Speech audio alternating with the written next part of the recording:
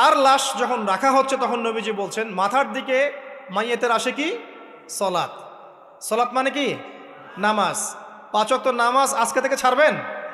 ওয়াদা করেন আজকে থেকে 5 ওয়াক্ত নামাজ ছাড়বো না ইনশাআল্লাহ।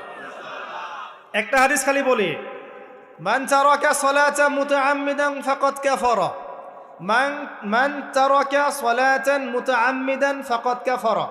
আবার শোনেন, قال رسول الله صلى الله عليه وسلم من ترك صلاة متعمدا فقد كفر। আর মুয়াজ বিন জাবাল রাদিয়াল্লাহু আনহু কে নবীজি বলেছেন মান তারাকা সালাতা মুতাআম্মিদান ফাকাদ বারিয়াত মিন জিম্মাতিল্লাহ।